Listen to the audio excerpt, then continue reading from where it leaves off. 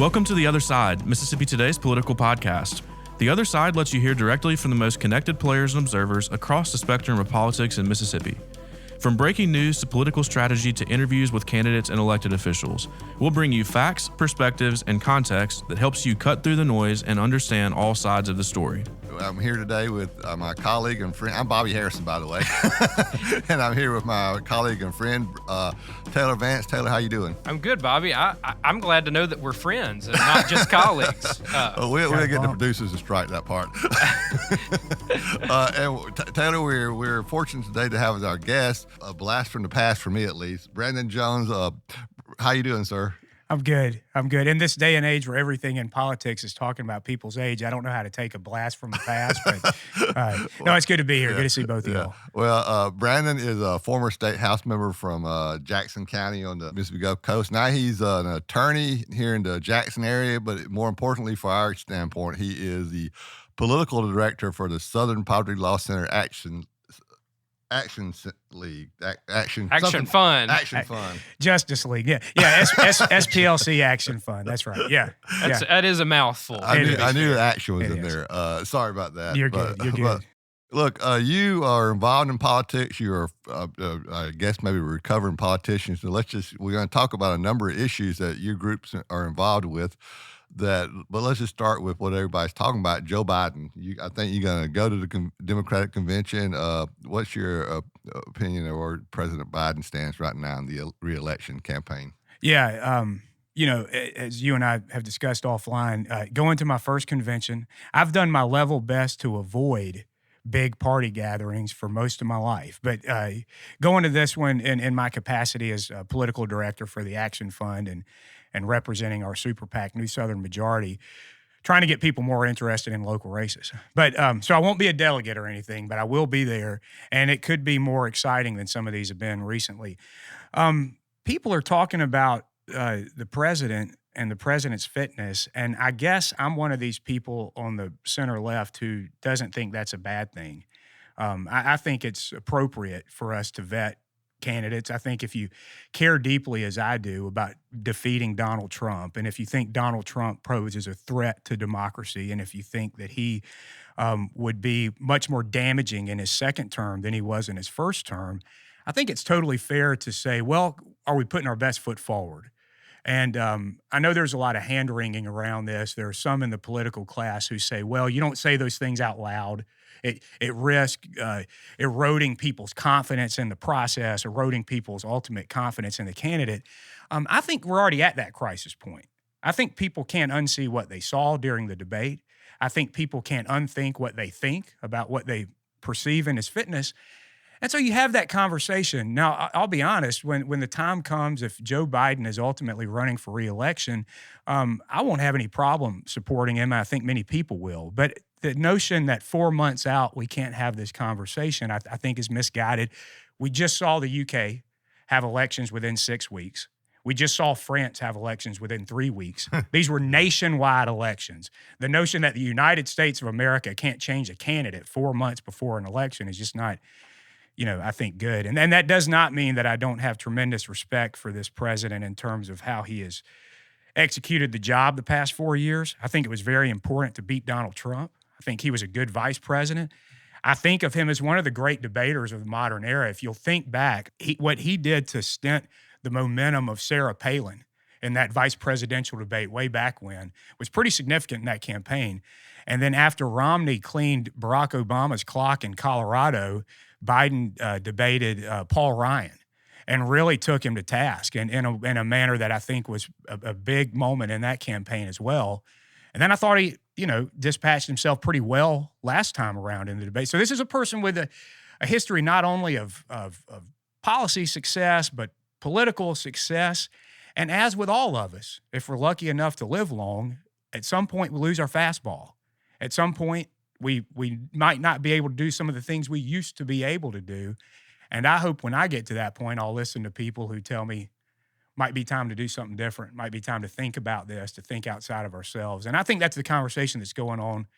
That may be more than you wanted, Bobby, but I think it's okay to talk about that. Yeah.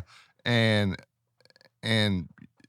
the maybe fortunately for the Democrats, I think the Democratic convention is unusually late this year, so there's time to have that discussion. And I guess, especially if it was Harris, it'd be a pretty simple process to just kind of more from Joe Biden and Harris as the vice presidential nominee would just kind of inherit all the apparatus that was part of the Biden campaign. Importantly, she's the only one who could take full effect of the resources that have been accumulated, the financial resources, which, as you all know, these campaigns are getting pretty expensive. She would be able to do I've heard that. Yeah. So, and you make a good point.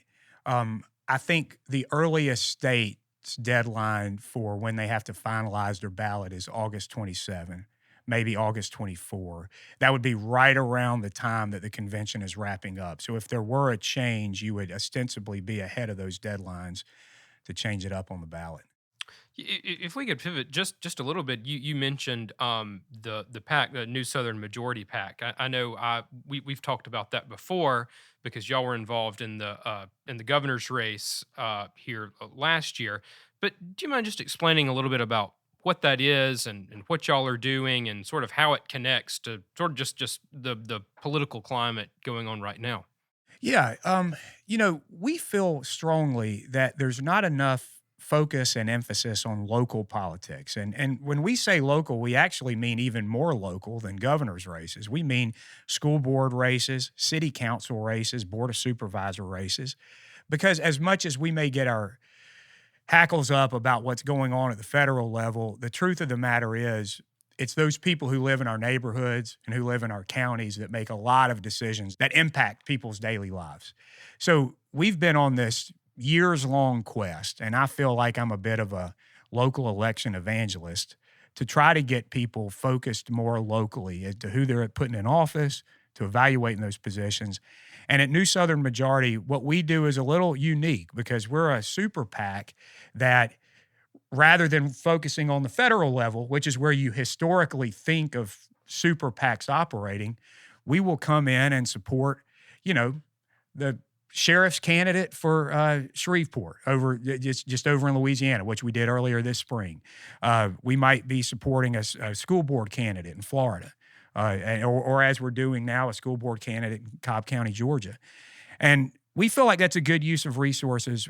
It also, I'll tell you this, because of the cost of getting involved in local races as opposed to the cost of statewide or region-wide races, it gives us an opportunity to work in, let's say, 10 places in a calendar year rather than one.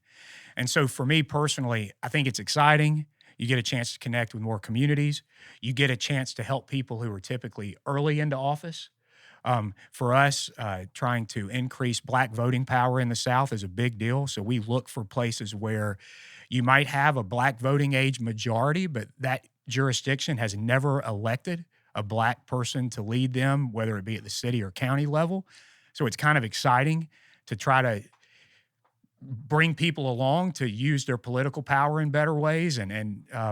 So yeah, I find it very rewarding. And, in this day and age when things can be so polarizing on the federal and state level, it's kind of fun to help local people ascend to local office. Right.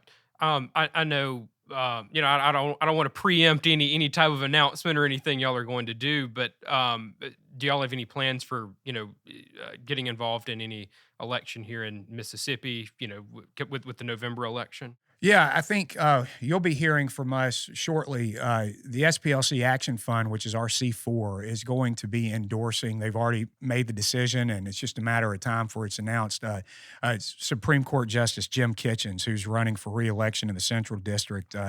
Kitch was elected in 2009, has been one of what I believe fairest, honest, down the middle, and just kind of within the mainstream of what we would hope out of a jurist, running for re-election. And so that announcement's coming. And that's an example of a regional race that sometimes people forget about, especially in all the noise of the presidential politics that we hope to highlight. Sure. And I know those judicial races, just to be quite honest, are very low interest. And if you look at the people who donate to them, it's mostly lawyers, law firms, and third-party kind of interest groups. But I would argue as the legislature, has sort of developed into the way that it has, it seems like there is always litigation over some type of law that they have passed, particularly on social issues. And it seems like where we are right now is state and federal judges end up having the final say on a lot of important legislation that gets passed out of the Capitol. Man, Taylor, courts are important. I mean, it influences how people think of their government. It influences how people think of the system. You know, whether or not you believe you can get a fair shake at court is a huge deal in terms of determining how you feel about your country, really. And so we all know firsthand here in Mississippi, the Dobbs decision came out of Mississippi, which changed the landscape for family health across the country. I think many of your listeners will remember the ballot initiative, which was decided at the Supreme Court. That's Kitchens was, interestingly, a dissenting voice, did not think the court should have stricken that down. And look, we've watched the courts become increasingly political. Y'all just reported that the Republican Party intends to embrace some candidates for these offices. The Democratic Party has decided not to, but nonetheless, these are increasingly political jobs, and trying to get that on the rails, trying to get people back to sort of the middle judicially, I think should be a priority for us all. They have a big role to play. Would that be the only judicial race y'all are involved in Mississippi this cycle? Yeah, I think so. I mean, I think we have 2 contested Supreme Court races in the state. That's You have Kitchens running for re-election. You have Dawn Beam down on the coast running for re-election. So those are those 2. And then I think, y'all tell me if I'm wrong, but I think at the Court of Appeals, it's 1 contested race, and it's that one down where Joel Smith, former prosecutor, is retiring from the bench, and it's an open seat. And they've got a lot of coastal luminaries. I grew up down there. I know most of those people. I predict that will be a knife fight down there. There's already a lot of money and a lot of long, big family coast names. 2 judges, a municipal court judge, a former assistant district, or a current assistant ADA. district attorney. So, it's some heavy hitters. Well, as long as we're talking about judicial races, we could talk a little bit about judicial districts. Your group is involved in a lawsuit challenging there's 3 Supreme Court districts in the state: Central, Northern, and Southern. And your group has filed a lawsuit that's going to be, I think, heard in the coming weeks, saying that the districts are drawn in such a way that they dilute black voting strength. I don't know what you're at liberty to say about that, but talk about that a little bit. Yeah, you all are aware there's been a series of these types of cases brought across the Southeast that deals with apportionment. We saw a case over in Alabama that created a new congressional district. We saw a case next door in Louisiana, which created a new congressional district. We've got the current case involving legislative redistricting here. So we'll talk about that some too. Yeah, so we're seeing more of this. What's unique about this case that we brought along with several others is that the Mississippi Supreme Court has not been reapportioned since 1987. It has not been redrawn since 1987. Yeah, that was surprising when I saw that that date. So as you all might imagine, even if sometimes when you bring redistricting lawsuits, you kind of see some nefarious intent. You're like, well, these political hacks really cooked it here because they were drawing in a certain. What's happening here is you have a process that has sort of sat idle. Yeah, I guess the nefarious intent here is just inertia. Yeah, that's right. And we see that a lot. Inertia can be a big one. So the point here, and you articulated it well, I mean, the argument that our clients are making and that our attorneys are making is that it dilutes black voting power by taking the Mississippi Delta and splitting it into multiple districts. That we think that is actually a discrete, culturally, socially, historically significant district with similar interests that should be protected. That the Delta ought to be its own district. With very little change to the map other than just to keep these sort of larger sections whole. We do that with the Gulf Coast, as you all know. It's not totally out of left field to do that. But whenever you cut a district that is has the black population that one does, it does begin to run up against constitutional controls that suggest that you shouldn't be diluting the black vote in that way. And so that's going to be our argument. And it runs pretty close in line with what we saw in the legislative case. Yeah. And before we get to the legislative case, I mean, it's not a big deal, but it was of interest. I know when I was looking up the case a few months ago, I was looking on the federal court website that Taylor is much more adept at than I am, but I can use it a little bit. And I couldn't find the case. And then I realized it was not in the southern district, as most of these cases are, but it was in the it's in the northern district. I mean, that was just Yeah, you mentioned a moment ago that trial is going to be in Oxford in the beginning of August. It's a 2-week trial, starts in August in front of Judge Aycock there. So yeah, you know, and those things get assigned. You file it, and then you get kind of assigned. That's where it is. And you mentioned the legislative districts, a 3-judge panel recently, and I think you just sort of saw this from afar. Your group was not involved. That's right. We're not. But I'm sure you have some thoughts about it. The 3-judge federal panel ruled that the state House and Senate districts dilute black voting strength to a certain degree, and this is kind of a trend that's happening right now. I think there was a Supreme Court ruling, a U.S. Supreme Court ruling a while back that kind of opened up these lawsuits. But as you say, prevailed in Alabama and Louisiana, and now in Mississippi. You're not seeing it on the congressional level. I guess no one's filed that lawsuit yet, but on the state legislative districts. So this won't make a big deal, but this has the potential to elect a few more black legislators in the Mississippi legislature. Yeah, anybody who watches the process and who is aware of district lines in Mississippi knows that our state legislature has been gerrymandered to hell and back. The truth of the matter, though, is is that a legal term? So yeah, that's what they use in law school. But legally speaking, that's okay. Political gerrymandering has been adopted by courts across the land. The piece of this that you cannot do, and this is kind of the last remaining vestige of the Voting Rights Act and then, you know, the ways that we try to police these things, is racial gerrymandering. And when you start to dilute a person's vote based on their racial identity. And so that is the landscape that we're now in. And so even though the Mississippi legislature has been politically gerrymandered, by the way, that I don't even think that's a controversial statement. I think the people who drew the lines would tell you we drew these to help elect more Republicans throughout the state. Where that goes too far is where it would be easy to make a district that has a black majority, and where you've gone out of your way to not do that. And that's kind of the state of play legally. And what we've seen is conservative judges, both at the district level and all the way up to the Supreme Court, say we're not allowing that. And so where that can be remedied, we're asking states to remedy it. And that's, of course, what's happened here with those 3 districts. And, you know, you talked about the political leadership would admit that they've done a gerrymander and political gerrymander. And I'll tell you a quick story about that. And it kind of involves you in the sense that I guess it was your term in the House when y'all were supposed to redraw the districts based on the 2010 census. The 2010 census.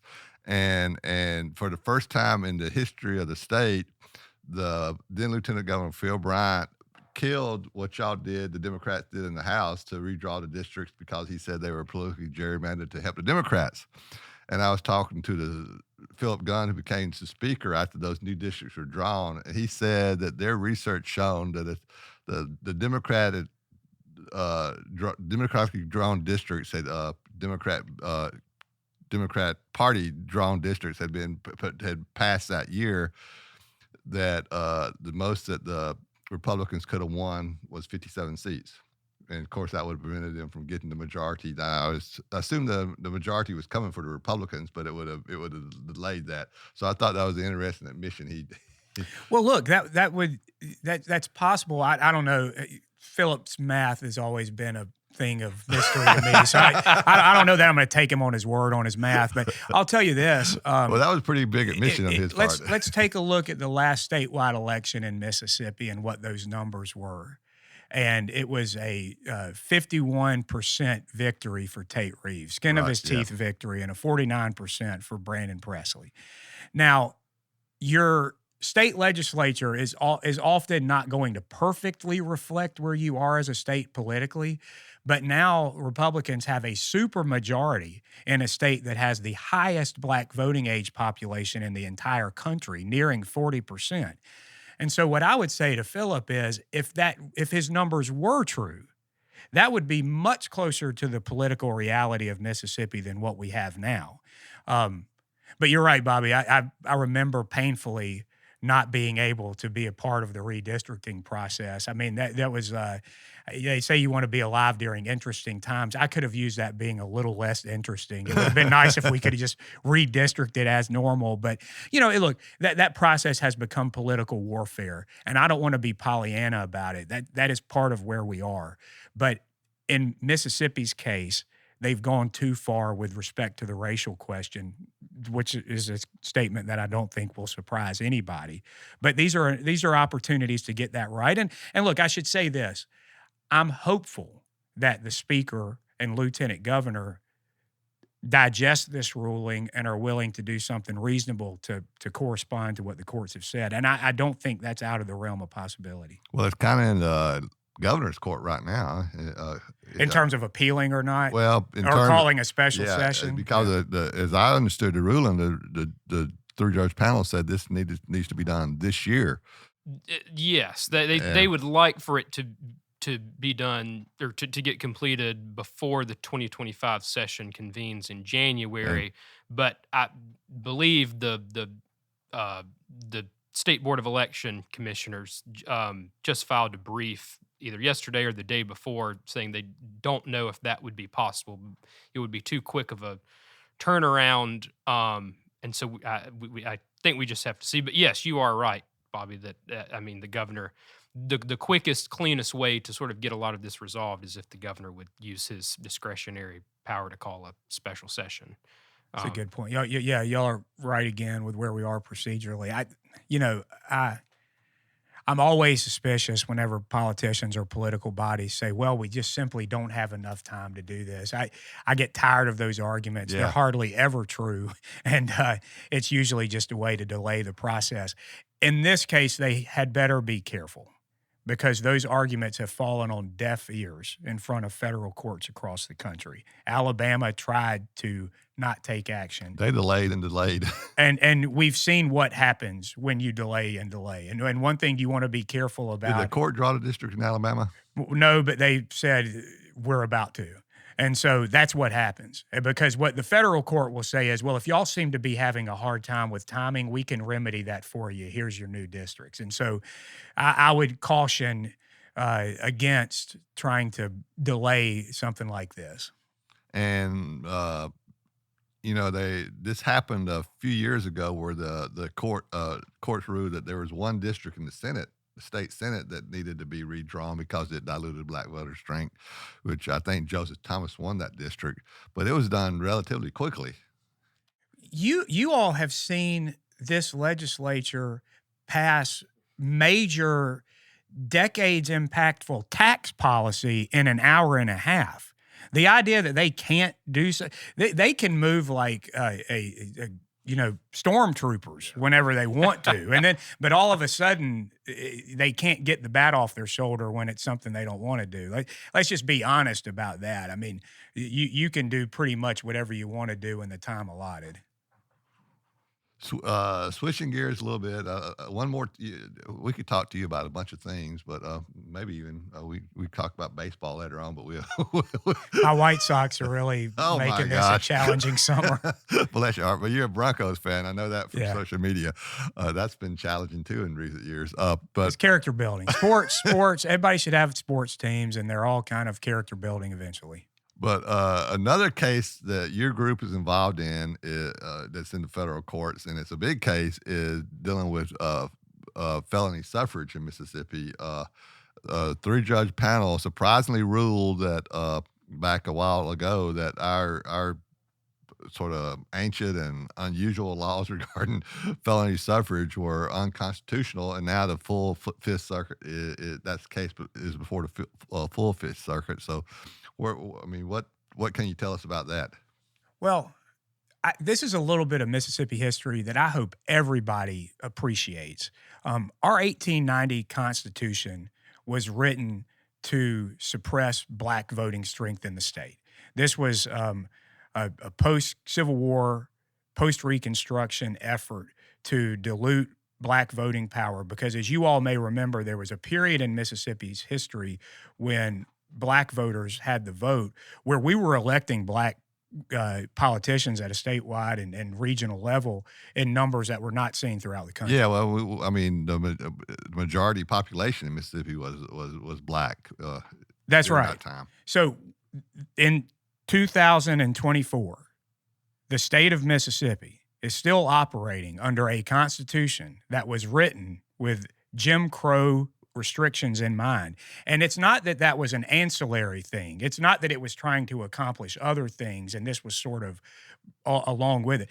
It was the primary purpose of that constitutional meeting. Yeah, they didn't make any secret of it. I mean, you can go back and read it. Exactly. It's some of the most stunning language you'll ever. It will take the paint off the walls. White supremacy was not a term that the liberal fake news media made up back then. That was literally the term that the drafters of the Constitution used. They bragged about it. Yes. They were proudly wearing it, and it was politically helpful to act in that way. Well, we have organizations like ours have been trying to chip away at these vestiges of Jim Crow in the Constitution over the years. We've had some success. A recent success had to do with this junior electoral college that we had in our statewide elections. That was a good thing. And look, to be fair, some Republicans helped make that happen. And now this is yet another, and probably the most insidious. And what this law that we're banging up against now is this constitutional provision that takes away someone's voting rights forever if they're convicted of certain felonies, regardless of whether or not they've served their time, regardless of whether or not they've paid their fines. And so we're in this unfortunate situation where there are thousands of Mississippians who have lost their ability to vote despite the fact that they served their time, because the rule was written in such a way as to make it fall heavier on black heads than on white heads. And that's what's happened, by the way. Black people have been affected by this law by a margin of 2-1. And, what we think is, first of all, that's more restrictive than what's going on anywhere else in the country. Yeah, where once you serve your time, we're the stand out and being this is not the way most states do it. That's right. We're outliers in that respect. And look, it's not solely a racial argument, although there's a lot of racial groundwater here. It's also just a fairness argument. Sure. I mean, you serve your time for a nonviolent crime, you do your debt to society. I think we would all hope and expect that you would have your rights restored.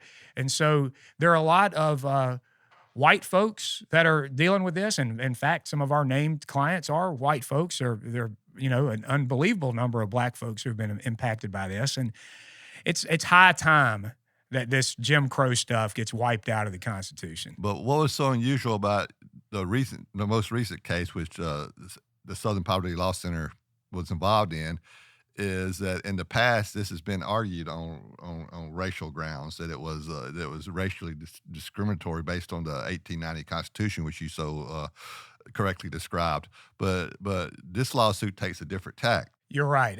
You asked a specific question, and I got on my soapbox. I'm sorry. So you're right. So what the Fifth Circuit, a unique argument, I thought. And yeah, it's right. So what the Fifth Circuit said last August is that it violates the constitutional restriction against cruel and unusual penalties, and so it's a cruel and unusual argument, which it kind of makes sense. It makes sense, but I'm like you. It was a little unexpected. Yeah, and so. What has happened since that time, since the August ruling, is that the entire Fifth Circuit has asked to rehear the arguments in front of the full panel. So all of the attorneys, the state and our attorneys and others, went and made oral arguments back in January. And now we are waiting for the Fifth Circuit to reassess the panel's ruling that, it violates the Constitution on the basis of being cruel and unusual. The full Fifth Circuit is known nationwide notoriously for being the most conservative Court of Appeals. Just a little bit. Just a little. I mean, y'all may prevail, but if you don't prevail, do you foresee this going to the Supreme Court? At least y'all asking the Supreme Court to hear the case. That will not be my decision, and so I'm sitting in your shoes on this one, where I'm just trying to make my best analysis. I would hope we press this as far as we can. I mean, this is an important issue, and I'm not convinced that it's a liberal or a conservative. I mean, I believe that there are intentioned conservative judges who could see the light on this old vestige of Jim Crow law and see their way to changing it. So I agree with you. The Fifth Circuit is unquestionably conservative, but I'm not discounting the fact that they could have a change of heart on this one. And I'm hopeful if they don't have a change of heart, then we can press the issue and see if the Supreme Court can't provide some relief. I hope so. I know you're very active in the state Democratic Party. Just as sort of a final question to close us out.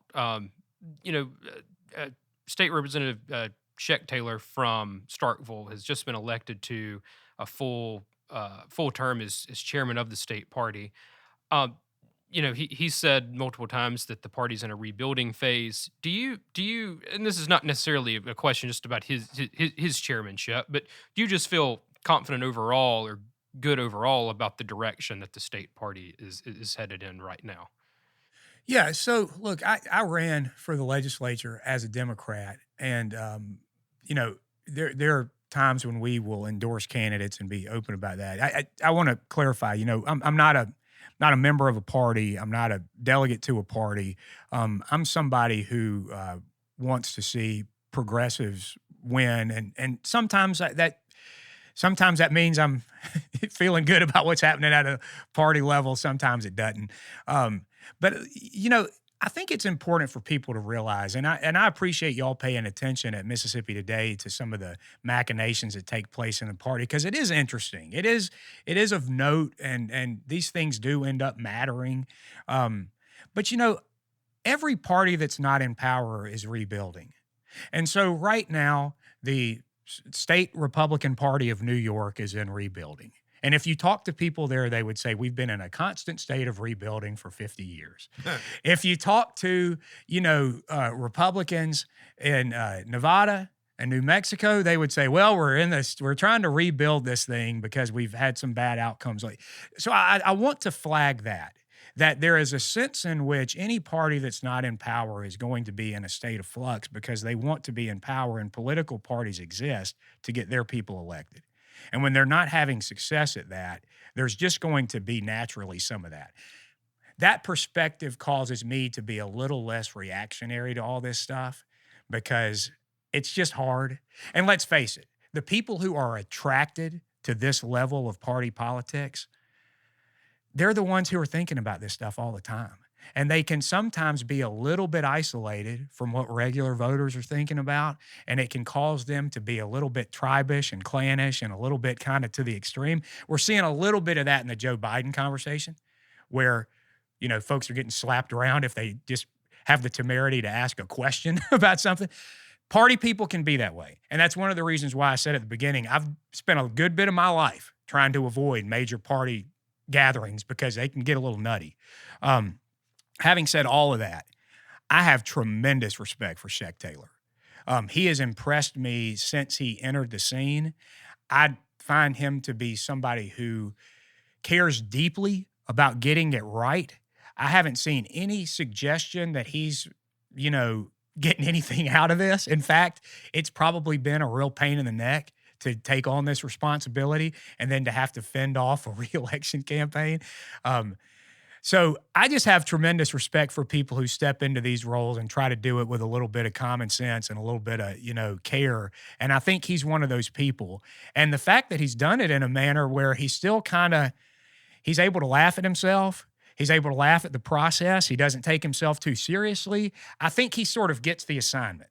Now, whether or not he is successful, it always is going to have to do with who those candidates are. It's always going to have to do with what the state of play is in these things. And so I think it's sort of like the quarterback of your favorite team. They get more credit when things go right than they probably deserve, and they get less credit sometimes when things go wrong. I mean, it's one of those things where I think he's a good dude.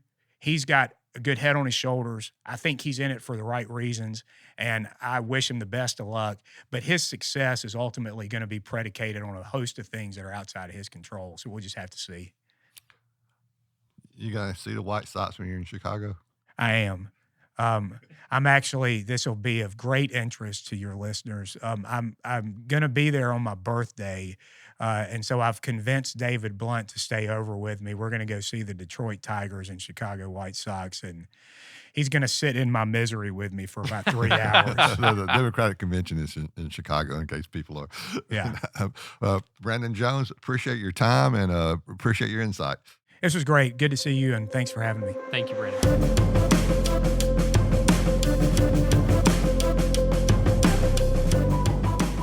As we cover the biggest political stories in the state, you don't want to miss an episode of The Other Side. We'll bring you more reporting from every corner of the state, sharing the voices of Mississippians and how they are impacted by the news. So what do we need from you, the listener? We need your feedback and support. If you listen to the podcast on a player like iTunes or Stitcher, please subscribe to the show and leave us a review. We also have an email in which you can share your feedback. That address is podcast@MississippiToday.org. Y'all can also reach out to me or any of my colleagues through social media or email. And as always, thank you for your feedback and support. Subscribe to our weekly podcast on your favorite podcast app or stream episodes online at MississippiToday.org/theotherside. For the Mississippi Today team, I'm Adam Ganeshow. The Other Side is produced by Mississippi Today and engineered by Blue Sky Studios. We hope you'll join us for our next episode.